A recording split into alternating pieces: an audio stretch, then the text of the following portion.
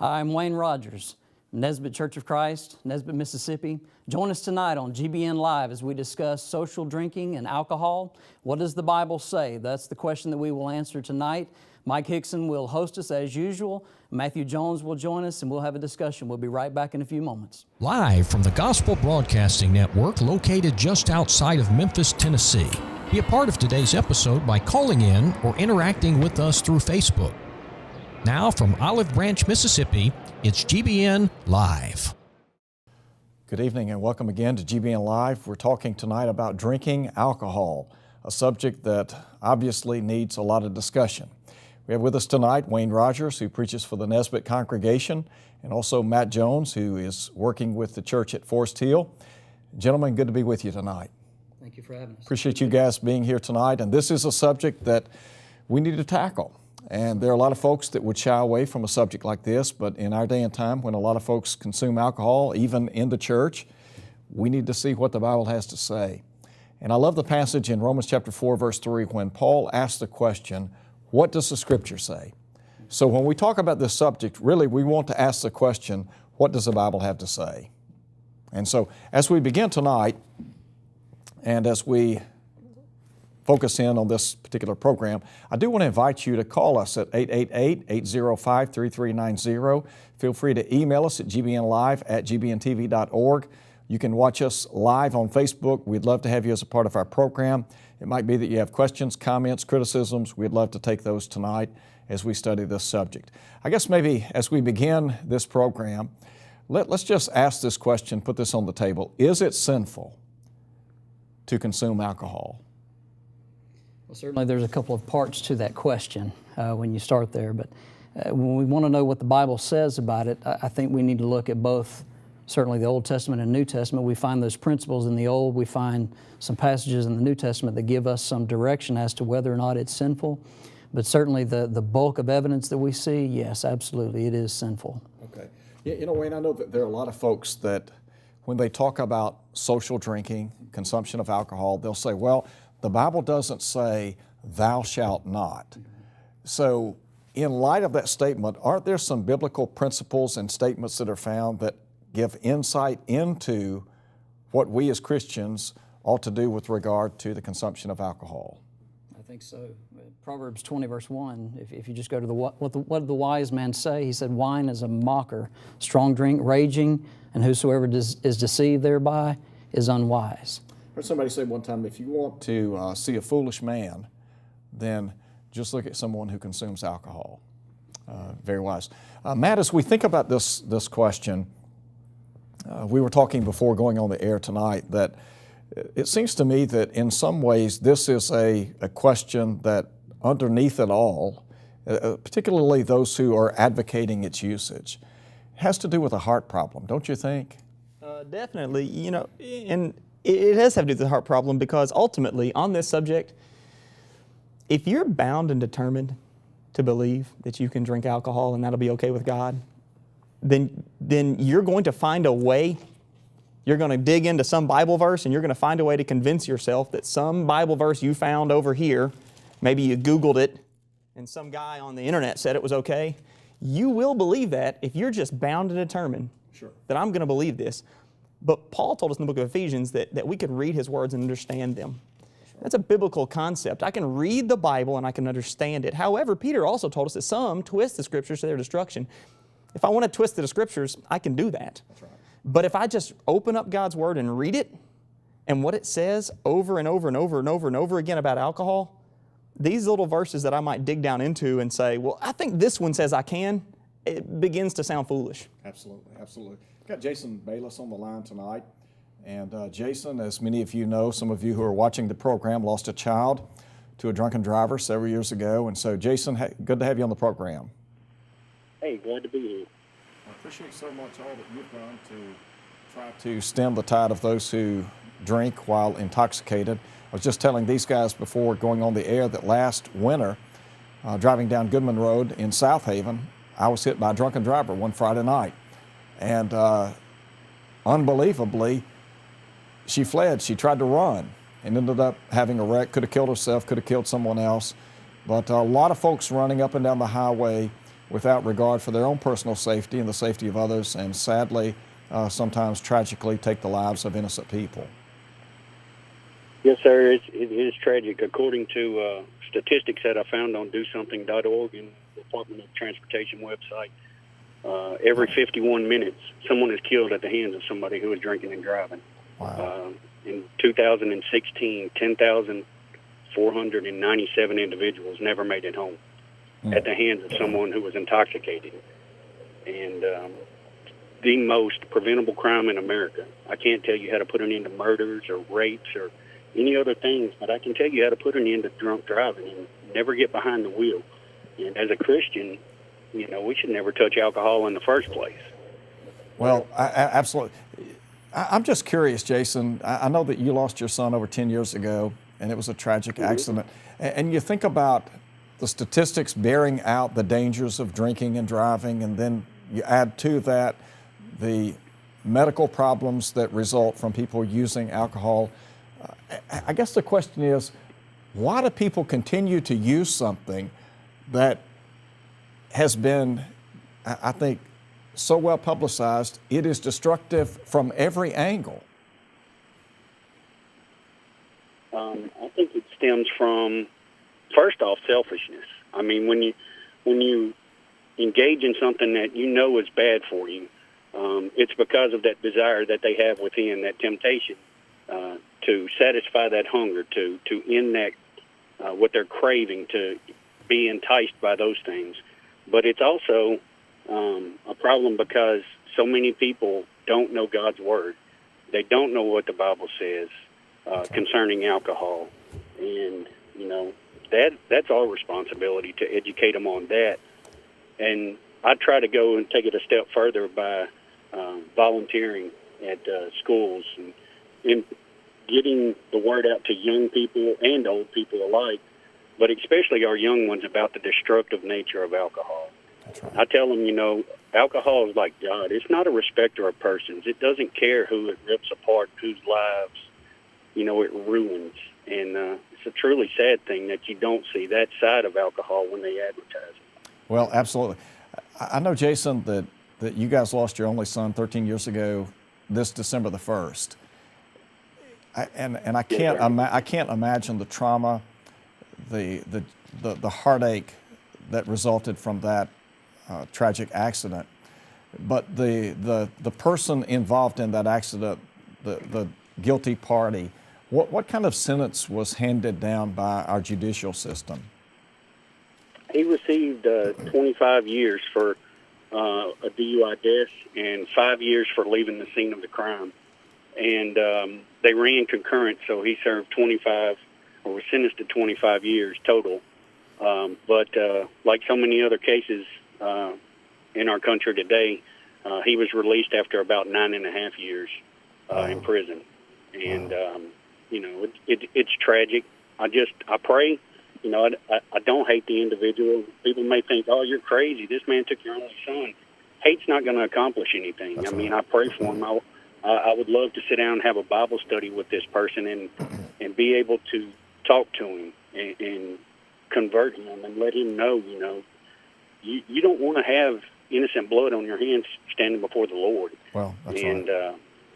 It's a shame that it happened, but the things that happen to us in this life, they either make you crumble or they make you stronger. And fortunate for us, with our friends, family, and God, they've only made us stronger. That's right. I'm sure that your church family rallied around you and gave you lots of support. And it may be that somebody's watching the program tonight who has experienced a similar loss, and it maybe their loss has been very recent. But are there some things that you would share with them that might help them cope with such an unbearable loss? Yes, sir. Don't try to bear this alone. There's no way that you can handle the emotional part of it by yourself. I mean, had it not been for our friends and our family that were there for us and continue to be by us to this day and uplift us in prayer, and were there, with a word of encouragement and support and a meal when it first happened, we were overwhelmed with support from not only the brethren, but complete strangers. You know, we walk this earth every day, and we sometimes get lost in what we're going through. And I encourage each and every one of us to not only think outside the box, think outside of what somebody else may be going through. You know, a positive word goes a long ways. Yes, it may be that thing that helps encourage that person to, you know, keep on trying. Our church family was amazing. They helped us through this time, and I'm confident that we couldn't bear this burden alone. No way. You know, there's so many passages that come to mind. I can't help but think about what Paul said in Romans chapter 12, weep with those who weep, rejoice with those who rejoice. Galatians 6:2, bear you one another's burdens and so fulfill the law of Christ. And so to know that you have a Christian family that will stand by you and with you, and then to think about the fact that not only will your Christian family stand by you, but God will always stand by you. And so that's a tremendous source of comfort. Yes, sir, it is. Listen, Jason, thank you so much. I appreciate so much you taking time to call in tonight. You guys have something you'd like to add? I was just thinking, Jason mentioned the other things, not knowing how to, you know, take care of the problem of rape and other things. But the problem with alcohol is it often leads to some of those other things as well. So if we can teach people, you know, to stay away from this poison, then it would help certainly.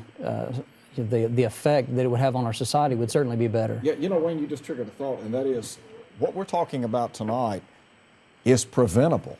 Yes, sir. That's the sad thing. This is not like some things that happen to people, but this is 100% preventable.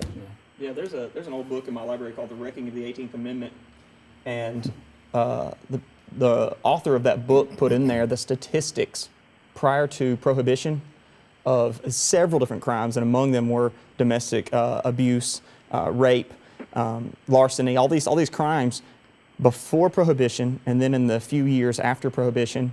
And the book just shows that Prohibition actually worked until it was defunded.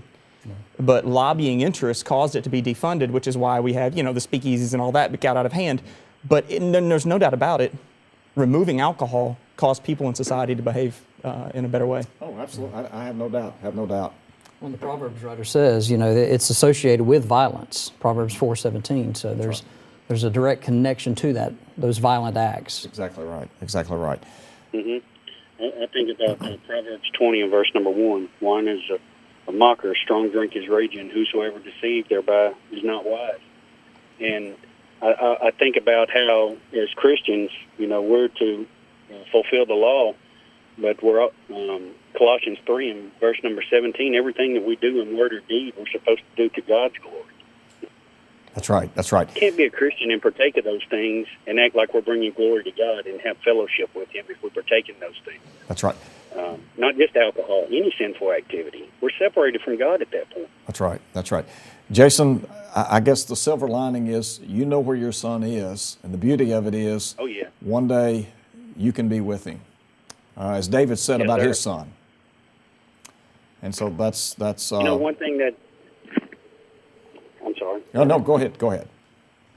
One thing that I always told people, you know, I had a desire and a longing to go to heaven because I wanted to meet God and His Son. But now that my son's there, it makes it that much more of a desire for me. Absolutely. Matter of fact, you make me think about, I was talking to a friend of mine just the other day who was battling stage 4 cancer. He lost his son to a tragic automobile accident almost 4 years ago. And I said, you know, you welcomed your son into this world. And I said, the beauty of it is, it won't be long, he can welcome you into the next world. And so that's a great thought. Jason, thank you so much. God bless you and your family. Appreciate all you're doing, and certainly you're in our thoughts and prayers. Yes, sir. I appreciate it. Thank you all so much. Thank you, brother. Yes, sir. Thank you. We've got another caller on the line. Nathan Franson has called in. I'm told we don't have him yet, so we'll hold that for just a moment and we'll get back to it. You know, when you hear real life stories, it puts a different spin on things. And isn't it amazing? You were talking about prohibition and the effects of alcohol. Isn't it somewhat hypocritical that in this country we have legalized usage of alcohol, but then you get out in an automobile with it and they'll lock you up? Yeah. I mean, we know the danger, the inherent dangers, and yet we condone it. Yeah. It's just like the commercials tell you, though. Take this substance that inherently impairs your judgment and use good judgment with it. That makes no sense. Yeah. But it makes a lot of money. Yeah. I think that's the taproot of everything we're talking about. It is a money maker. It is. Yeah. And so, you know, the devil is smart. I remember several years ago there was back when they could run alcohol ads on television. And there was an old ad where a famous ex-baseball player would stand in front of a tavern window. And the picture looked into the window, and you had a couple, or you had some people in a bar. And it's in a warm, warm environment, and it looks inviting. And he looks in, looks back at the camera, and he says, you know what, these guys are having fun in there. Isn't that how the devil wants people to view alcohol? That, you know what, you can't have fun without it. You need it. You got to have it in front of you. But, you know, an old preacher I heard before, he made the statement, he was talking about billboards on the side of the road. You know, he said they look real good, you know, when you're coming at them, but you never see the back side of them, do you? That's right. And that's the same. When you hear these real stories, you're looking at the other side of that billboard. That's right. And seeing the damage that it does.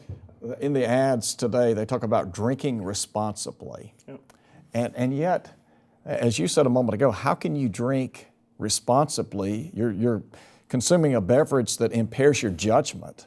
Yeah. And then look at all of the effects of alcohol usage, physically, mentally, and then it's that ripple effect of all the other people that are involved. And it's a medical fact that it impairs your judgment before it impairs your motor functions. People say, well, I don't even feel a buzz. It works to impair your judgment first. So this idea of, well, I just drink a little bit until, you know, I know when to stop. Yeah. Really, because before you even feel it, it's affecting the decisions you're making. That's right. I want to come back to what you said a moment ago in just a minute. We've got Nathan on the line now. We'll take his call. Nathan and his wife were hit by a drunken driver several years ago. His wife came close to losing her life. And so, Nathan, good to have you on the program tonight. I said we have Nathan on the program. Nathan is a classmate of both of ours from school, and I remember, I'm sure you do, in school sometimes this conversation would come up, and I remember the first time I heard him talk about it, and that affected me at that time. I'm sure. It did. I'm sure. It was heart-wrenching to hear the story, but even more so when you saw it on their face when they talked about it. Yep. And I know his wife Katie has discussed it before in ladies' classes and ladies' days and stuff like that. And I know my wife, she's talked about how personal it was. But when you see that personal side to it, you realize that we're not just talking about, oh, go and do as you want to. There is a consequence for that action. We have a responsibility for that. That's right. That's right. Well, you know, for every action, there's a corresponding reaction. Yeah. Paul said it this way, be not deceived, God is not mocked. Whatsoever a man sows, that shall he also reap. Yeah. And so a lot of folks have reaped a bad harvest from sowing seeds with the usage of alcohol, sadly. And we hear from these people who maybe they've lost a loved one, and there's a lot of grief you can hear from that, but you hear like Jason, for instance, talking, there's hope in Christ, there is, as you pointed out, there's that reunion coming. You're not going to get this person to call in, but if you had that person who said, I was drunk and took someone's life, you would then see the real ravaging effects of a life of guilt. Sure. A person, especially a person outside of Christ, and they made a decision to get drunk. They made a decision to get behind a wheel, and they killed someone. And man, that you want to hear the side of it that says, hey, there's not a lot of hope here other than to repent, to come home to the Lord, but you can never get that back. It's one of those things, you know, when this happens, just like Jason can never get the man who did that can never get back the fact that he took the life of an innocent child. Well, you're right. Years ago when I was a freshman in college, we had a fella, classmate, 18 years old. We went home for Christmas break, and I think it was after Christmas. He was on a bridge in Kentucky. Drunken driver crossed the center line, hit him, killed him. Only child. And the amazing part of that story, his parents went to visit the young man who came from a horrible background, went to visit him in prison, in jail, and ended up converting him to Christ and salvaging his life and forgiving him for taking the life of their son. But you know, sometimes we talk about things in theory, but as you said, this is real life stuff. Yeah. And so I think we've got Nathan on the phone now. At least I hope and pray that we do, and we've had some problems getting him on the line. But Nathan, good to be with you tonight. Thank you. It's great to be here. Thanks. We were just talking a moment ago. Matter of fact, Wayne and Matt were both talking about how you guys were in school together, and you talked about the accident that you were involved in. Maybe give us a little narration of that, if you could. Sure. It was just before my wedding. My wife and I were married in 2003, and we were to be married in Sacramento. Well, we were living in Los Angeles at the time, and we're driving from Los Angeles to Sacramento just to actually for wedding plans. And we're going probably 60, 70 on the freeway, and there really wasn't anybody around, and this SUV pulled onto the freeway, but it was really kind of going slow, or much slower than it should have been. And we didn't think too much of it, but as we approached it, he was in the right lane. I think we were in the middle lane, and they all of a sudden turned or made a sharp left as if they were at a light, but they were pulling onto the freeway. And so my wife was driving, and she swerved, and we almost T-boned it. It was we hit the back left panel of their SUV. We were driving a little Honda Civic, and we hit it so hard that they had rolled. And I closed my eyes. I knew we were going to hit it. My wife will explain that, she'll tell you that she thought we were going to miss it. I knew we were going to hit it just from the way we were going. When I opened my eyes, I had a lot of chest pain, and I broke my sternum. It was because of the impact and the seatbelt with the collision. I look over at my wife, and she is hunched over the steering wheel. The windshield literally is in her lap, and she got the worst of it. And she was bleeding and not breathing. Wow. And all I could think is I just lost the love of my life. And it just, a minute later, I mean, you never know like how long. It seems like, forever, but she finally gasped and started whimpering.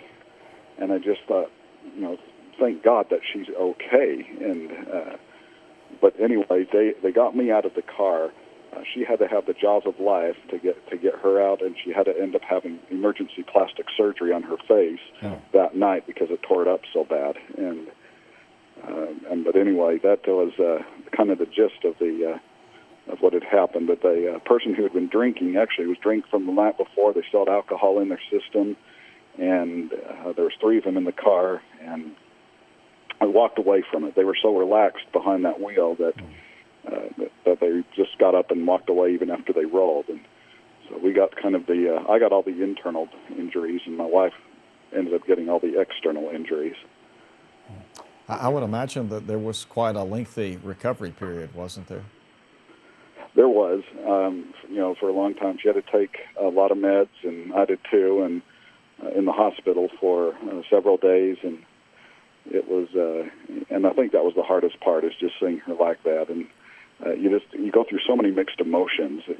You're hurt because you have to see your fiance like that, but you're angry at the same time to realize that someone would actually have the tenacity to do something like this. And you think, we're not the last people. And if they don't lock these people up, we're not going to be the last ones that this happens to. That's and right. Next time it's going to be even worse. I agree. Let me ask this question, Nathan.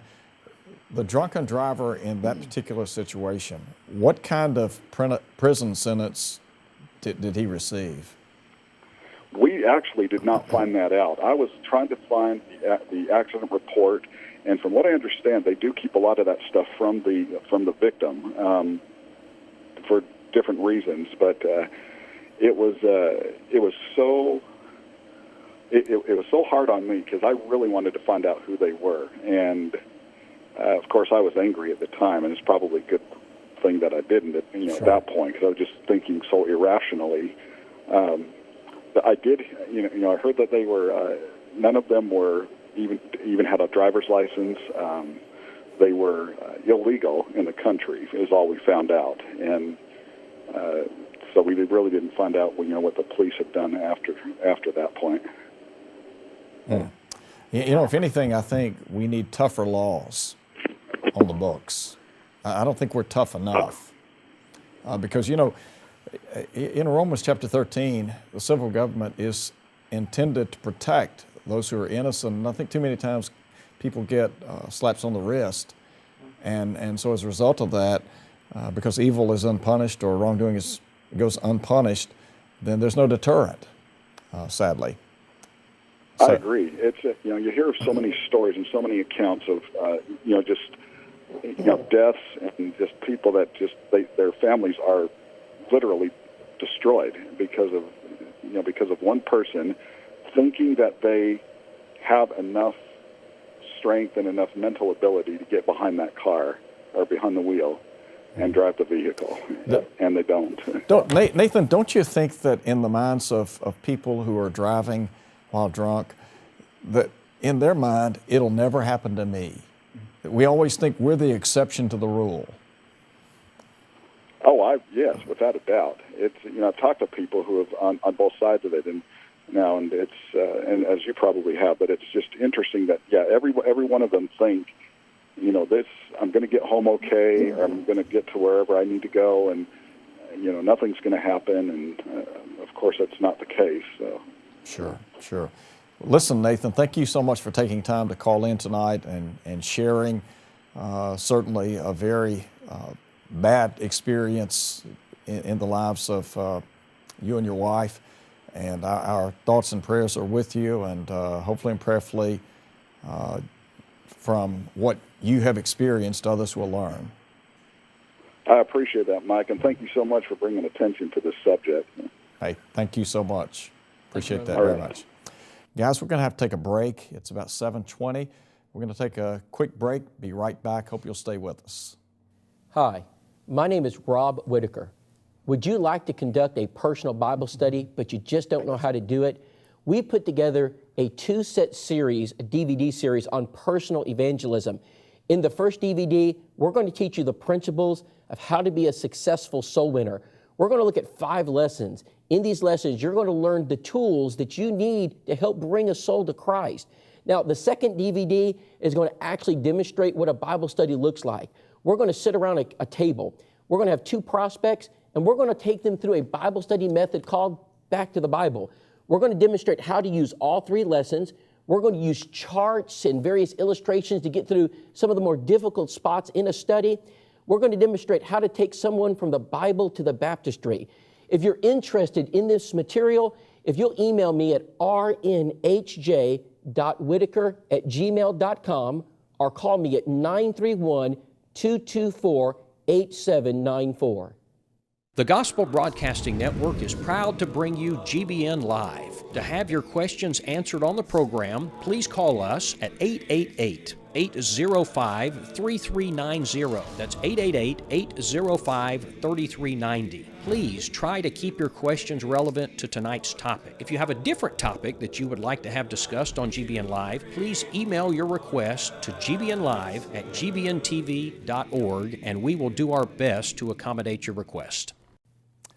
Thank you for staying with us during our break. We are back talking about drinking alcohol. It is a needed subject, and we appreciate so much the opportunity to come into your homes to discuss this subject tonight. We have with us Wayne Rogers and Matt Jones, and so we're glad that they're with us tonight. Appreciate everything that's been said thus far. We do have a caller on the line, Bill Manchester. Bill, appreciate you being on the line tonight. Hello, I've been watching your program. We've got Roku, and I'm only 90, so so I thought I'd let you know that I am not very young. I understand. Did you have a question? I have a comment. Okay. I had an uncle, and I thought a lot of him, And when he was sober, he was the nicest fellow you ever met. When he'd take a drink, or I don't know how many drinks he took, because I was just a young fellow when he was drinking, and he was the worst fellow you ever met. I have heard plenty of stories. And this uncle of mine, he was walking home, and we always went to see my grandparents, which were members of the church. And my parents would go to my grandparents, and he was walking up the road, and blood all over. Well, they didn't stop and pick him up. He had been to a bar or somewhere. Well, I know where he was, in Davis City, and at a bar or something. And anyway, we went on, and then we went on home. Well, make a story short, he drank, I guess, the rest of his life, but he died at the ripe age of 41. And I didn't realize that he was that young till I got a little older. I was young back then. And I just thought I'd tell you that alcohol is not the thing to be drinking. And my brother and my sister and I, none of us drink. So I think maybe he had an effect on us. I know he did me, but I can't speak about the others. Well, I think so. And hey, thank you so much for calling in and sharing that with us, because a lot of people need to learn from, as you said, the dangers of alcohol, and the fact that here's living proof that it destroys lives. So thank you so much. Okay. Thank you for having your program. Yes, sir. Thank you. Appreciate it. Yes, sir. God bless. We have a Facebook question tonight. Jennifer asked, what does the Bible say about medicinal use, such as for cough medicine or heart problems? How would you respond to that, Matt? Well, first of all, we do know that the scriptures, in the scriptures, Paul tells Timothy, and I think this is usually where people go when they ask this question. Paul tells Timothy to drink, don't drink only water now, but take a little wine for your stomach's sake. And the accepted answer to that is that the water of Asia Minor would, and certainly in many places, would not have been so good. And evidently there, he's having a problem with his stomach. And Paul is saying, use this wine, which the process would be to cut into the water with some wine, and for a medical use. Look, my answer to that would be like this. We use cocaine for medical purposes even today. I was in a hospital in which I went to visit a member, and she said, you know, they gave me cocaine. And what did they do? They used a little bit of medical-grade cocaine to stop the bleeding, because she was going to bleed out, and it stops the bleeding. They didn't hand her a packet of this and say, hey, you know, have a good time. Yeah. They used it to preserve her life, and it was the best medicine to do so. One of the big parts of this question is, you'd have to, I think the pertinent question here is, name to me the medical need that a bottle of Jack Daniels or a bottle of wine or a beer, that's the best treatment we have available to us in this medical age. Yeah, I understand. It's probably the best question to answer back to that. Yeah, and don't you think that for the most part, people are using alcohol today recreationally? Yes. I mean, that's really the bottom line. Yes, and you have the stories of the people who say, they'll tell them, drink a beer a day, drink a glass of wine a night, and it'll help you with this ailment. And you get those stories of, I did that, but I ended up with problems from that. Of course, you get the same stories with pain medicines. Look, when you get down to what am I going to do medicinally, the answer is survive, yes. Do what you need to do to get past your ailment, yes. According to the instructions of a doctor, yes. Or in Timothy's case, an apostle. Do what you're told to do medically, yes. But you've got to use wisdom, and you've got to make sure why I'm doing it.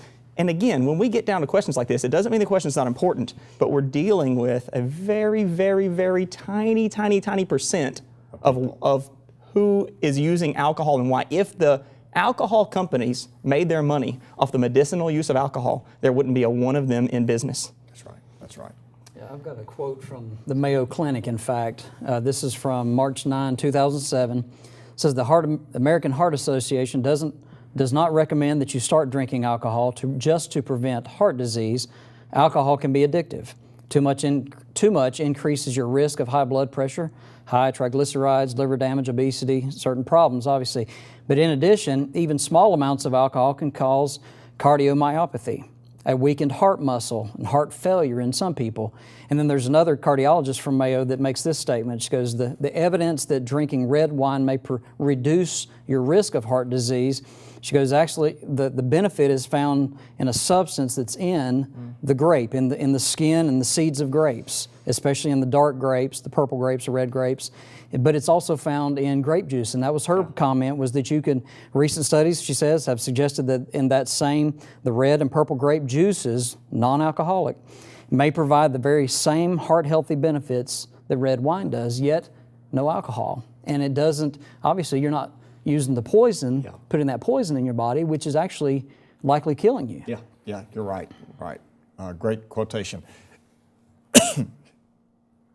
We have Stephen Sutton with us tonight. Stephen, good to be with you. Hey guys, appreciate you all taking time to be away from your families to address such an important topic with us. Hey, appreciate you. I know that you're an EMT, gospel preacher. Talk about some of the people that you have responded to that have sadly been intoxicated. Well, I'll go back to my earliest memories, Mike. I was about 15 years old when my 16-year-old cousin was killed as a result of a drunk driver following a Christmas concert that she sang in at the local high school. So I guess that was probably the first profound impact that I had experienced with the effects of alcohol. But I've had about 20 years of experience seeing the effects of alcohol and drugs. And by the way, alcohol is a drug. The cascade of effects after consumption, it begins generally with the kind of stimulant effects on your central nervous system, and then a little more is consumed. It depresses the central nervous system, is considered a depressant. And, if that consumption continues, it can be lethal. But, the stories that could be told of any paramedic, any police officer, any fireman, we could go on and on and on all night long. There's just a couple that stand out, in my mind. One in particular, a couple of years ago, a lady was driving her car drunk. She hit her own brother head on, had no idea until the family arrived at the hospital to see them. And so here's a woman who is, inebriated. She's, drunk, driving her car. She hit her own brother. And both of them had to be flown to Level 1 Trauma Center, as a result of her actions. And so sometimes we don't think about that. Often, and for various reasons, people, they go to the Bible to try to justify their behavior and their decisions. But I don't see any defense in Scripture for the consumption of alcohol in social environment, nor do I find any defense for the, massive abuse of this drug that we find among so many folks in our society. People love to ask preachers about what the Bible says regarding alcohol. And they follow it up with words like, well, Jesus turned water into wine. They just kind of throw that out there, which is recorded in John chapter 2, Mike, the wedding feast at Cana of Galilee. And the argument makes Jesus a bartender at that wedding. And so I like to ask them, say, hey, what, do you study the Bible? Just recently asked that question. They said, well, no, I don't really study it. And I said, I've been studying about, pretty heavily here for 15 years, put in a little time and examining this topic in light of the truth instead of, societal norms. I can't make good decisions sober on some days. I don't need anything to impair my ability to make, good decisions. But one final thought, and I'll hop off and let if someone else wants to call in. Romans 6:16 says, know ye not that to whom ye yield yourselves servants to obey. Listen carefully. His servant ye are, to whom ye obey. And I appreciate you all taking some time out. Well, another thing I thought about, recently in the news was a Penn State student, 19 years old. He was given 18 drinks in 82 minutes, and after obtaining a previously deleted video surveillance, 26 of his fraternity so-called brothers have been charged as a result of his death, a death that was preventable. That's right.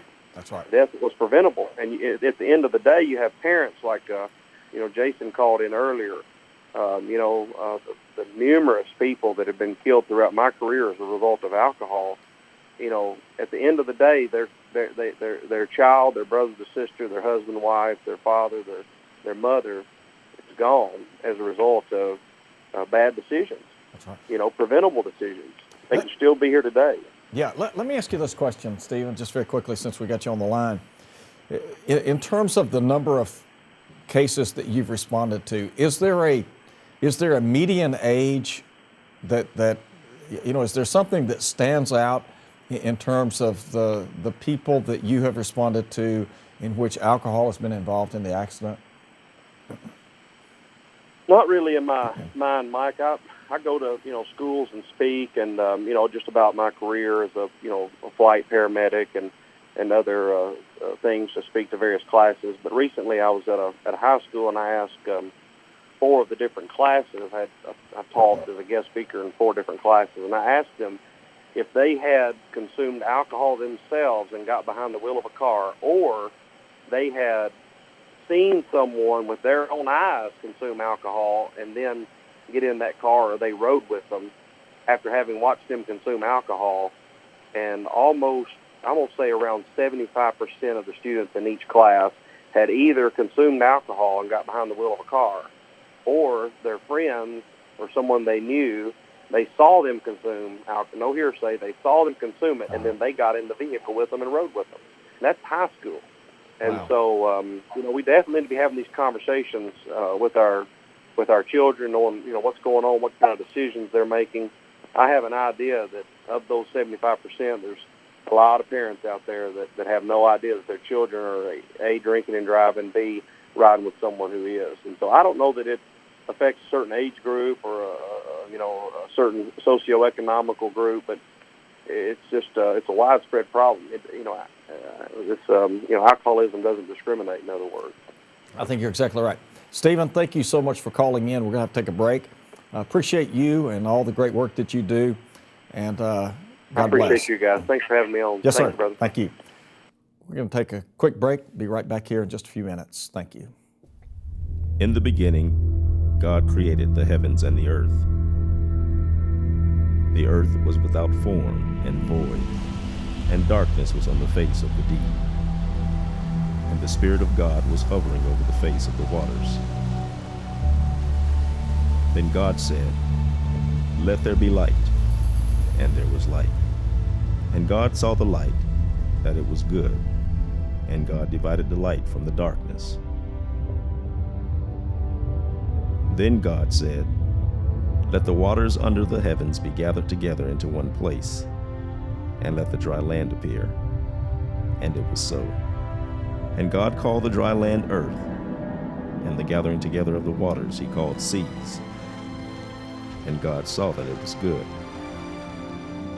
Then God made 2 great lights, the greater light to rule the day, and the lesser light to rule the night. He made the stars also. Then God said, "Let us make man in our image, according to our likeness." And he has made from one blood every nation of men to dwell on all the face of the earth, so that they should seek the Lord, though he is not far from each one of us.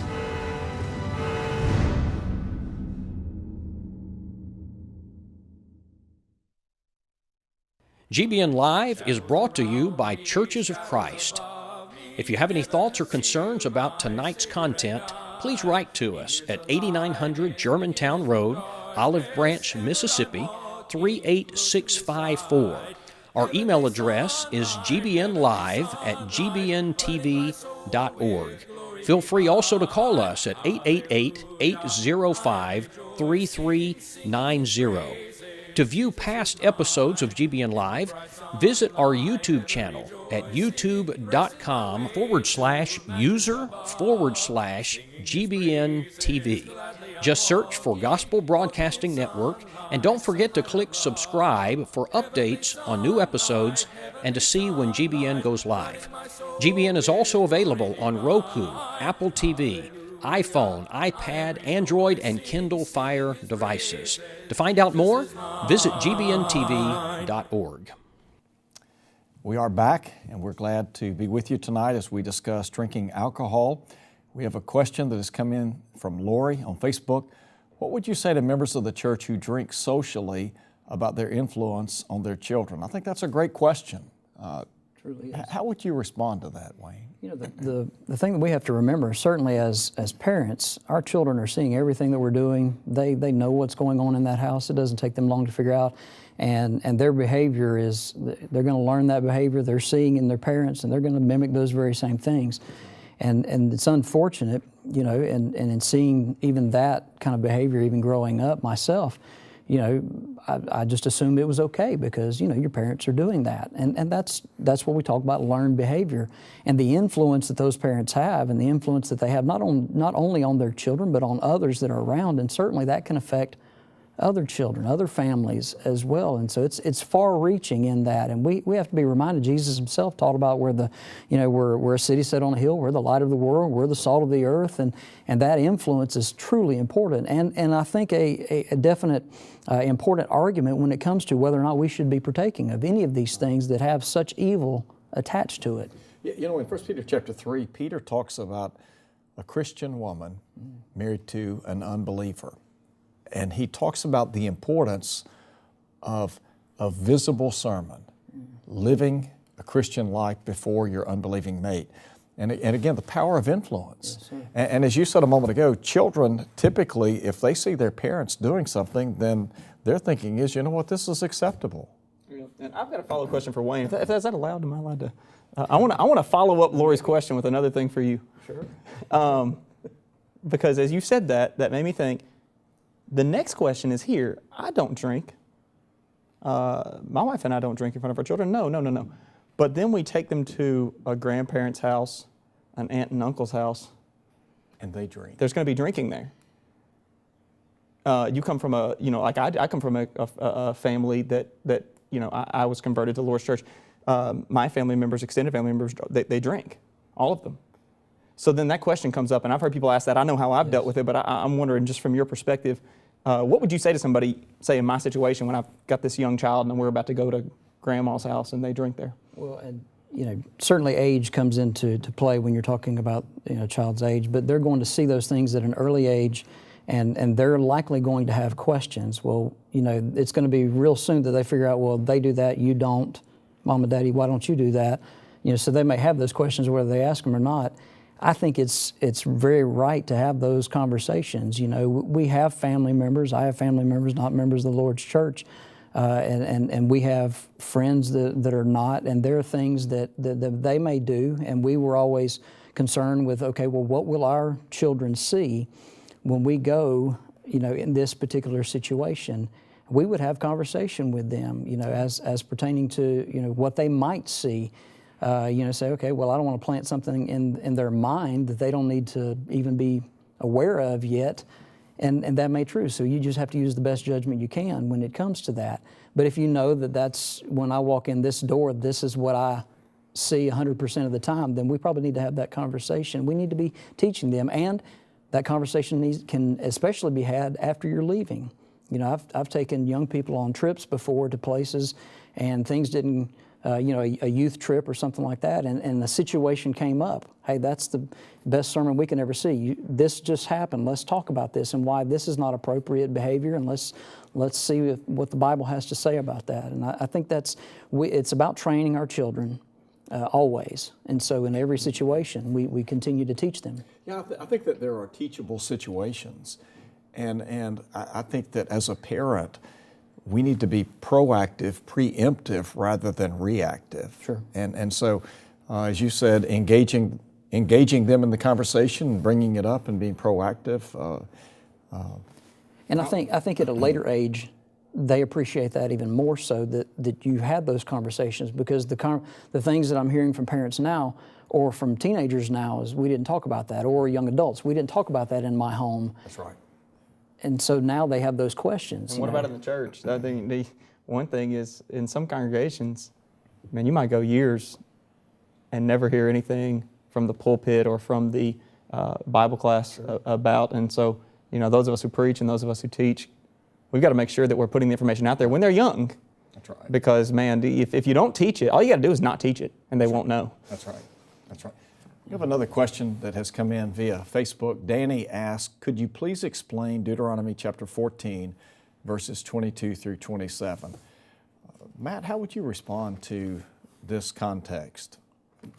The first response that I would give is we can discuss that passage, and the first thing I'd say is if this is something that you've looked at before, I know I have. I've been in the car with a group of college students who were Christians who brought this passage up to defend social drinking, and we had a discussion about it then. If you're serious about this and you've come to the conclusion before that this allows me to drink, go to Christian Courier and read Wayne Jackson's article on this, and it's going to be very helpful to you. A few things we can just definitely quickly point out for within the time of the program is that, and one of the things that Wayne points out, Brother Jackson points out, is this is the conclusion that you could draw from this if you want to read this passage and you say, I come to the conclusion that God's telling them to drink alcoholic beverages here, to buy them with money that really technically belongs to the Lord, and then go drink it. If that's what the conclusion you come to is,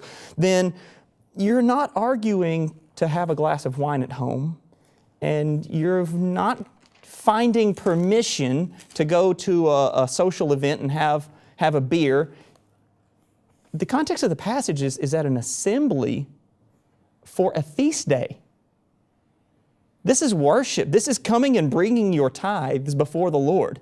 The conclusion that you're trying to draw when you look at these words here and you're saying this is alcoholic and God's saying use it, is that we should drink at the worship assembly, or maybe just before the worship assembly. That's the only conclusion you can draw, and that would be a poor conclusion given the fact that there are multiple sources that cite these words here in the passage. And I am no Hebrew scholar, but fortunately there are them. Yayin and shekar. Yayin is definitely, it's just made from grapes. It's a drink made from grapes. It can be alcoholic. It can be non-alcoholic. It is that strong drink, the shekar, that's sometimes misused. It's 23 times as a noun in the Old Testament. And it is where we get our word sugar, saccharin. It means a sweet drink. It can be alcoholic, can be non-alcoholic. The difference between the two words, people say, well, the difference between the two words, it has to be alcoholic. One's alcoholic, one's not. Not true. The difference is, yayin is made from grapes. Shekar is by definition made from something other than grapes. It's go get this drink that is pleasant, that is made from grapes. Go get this drink that is pleasant, that is not made from grapes. Both of them can be and must be in the context non-alcoholic. Absolutely. Great response, great response. Another question. Angie says, I am a Christian married to an unbeliever who drinks. And of course, I'm sure that there are plenty of folks that are faced with similar situations. So as a Christian living with a non-Christian who consumes alcohol, how should you respond in that setting? I know that's got to be a difficult situation at best at any given time. You know, you mentioned the passage a moment ago, 1 Peter chapter 3, and that's specifically, given to wives in that situation. And it was that you might win over your unbelieving husband by the way that you live your life and by your chaste, pure behavior. And certainly that would be, abstaining from alcohol, as both testaments seem to point out. And there's no doubt that influence can be so great that you could possibly win over your husband by taking that stand. And I think that's important. And I would answer it in that way, and would hope that she would continue to remain strong in her faithfulness to God in that passage. Absolutely. Oh, another Facebook question that comes in from Remington. What do you think of Proverbs 31, 6 and 7? Of course, the context there, the mother of the king talking about alcoholic consumption. How do you deal with that? I think her telling him this about alcohol and how it impairs judgment and how it's not for him is a very good point. And not to side skirt that too much, she's talking here to a king. She's talking to him not just as her son, but as a class of a person. You're a king. I would take that one step further, and I would go into multiple Old Testament. It's not just kings this is said to. It's interesting. People will say, look at this verse that sounds like in the Old Testament. It sounds to me like this could say that people in the Old Testament times could drink. Do you know who absolutely could not drink under the Mosaic covenant? Mm-hmm. The priests. That's right. And where did the priests go? They went into the holy place and they offered worship. We today are a royal priesthood. The answer to that is, let's just say that for the sake of the argument, we gave you benefit. We give it to you. Okay, fine. We'll give it to you that people in the Old Testament could drink except for priests. That's not true, but we'll give it to you. God approved of it for everyone except priests. We'll give it to you. It's not true. We'll give it to you. Do you want to abdicate the throne of priesthood, the place of priesthood God has set you in the New Testament so that you can drink? Good question. Well, and I think about 1 Corinthians chapter 6, where Paul talks about, you are not your own. He said, you are bought with a price. Therefore, glorify God in your body and in your mind, which are God's. And so I think the question, can you glorify God using an intoxicant that is detrimental to every sphere of life? Yeah. Answer has to be no. Absolutely. Another question, Barbara asked, why do gas stations keep their alcohol cold when they know that people will be taking them while they're driving? I think that's a fair question, a good question. That's a great question. I think it should be asked of our congressmen and state legislators. It should. The answer is probably, again, money. Yeah. Let me ask this question before time's gone. We were kind of batting this back and forth a minute ago, but why do people drink? I mean, what's the reasoning process behind young people drinking, more mature people drinking? Has to be a reason. Yeah, they're looking for something. There's always a situation where they're trying to find something, and maybe it's they're trying to dull their senses by a buzz or something like that, and they're looking for some kind of feeling that they think that's going to give them. And it may temporarily give them that particular feeling, but the consequences, then that's what we spend our time talking about is the consequences of it. But you're right. They're chasing something. They're looking for a feeling. Yeah, I think so. Another question comes in. My company serves alcohol at our annual Christmas party. Am I sinning if I attend this mandatory event? Good question. I like this question. Personally, I'll let Wayne give the real wisdom here, but I like the question because it makes me think about situations, and we've kind of talked about this a little bit with the situations that you're going to walk into. Right. There's going to be situations in your life you're going to end up in. You have a mandatory event. This is a good question. I got a close friend of mine who works for a drug rep company, and they have them go out to Las Vegas for training sometimes. And I said, what do I do here? What do I do about this? And it's a very good question, and the question underlies a bigger principle, which is this. The question that always comes up like this: what can I do and not go to hell? Sometimes that's what the question seems to come down to. And we can answer this one specific question, but answer the question in a bigger way. Why am I where I am? What influence is my presence here having on the people around me? What influence is my presence here having on me? So the challenge is, when we ask these questions, they're good questions, ask it from this perspective.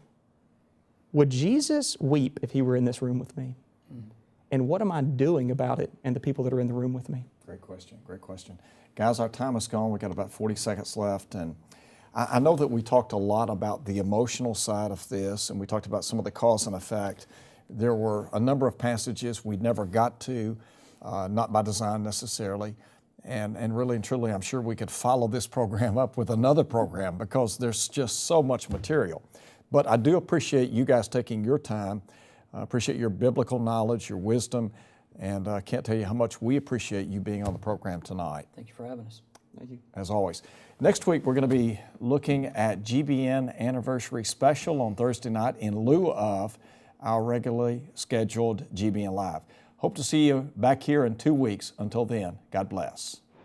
This has been GBN Live. Thank you for watching.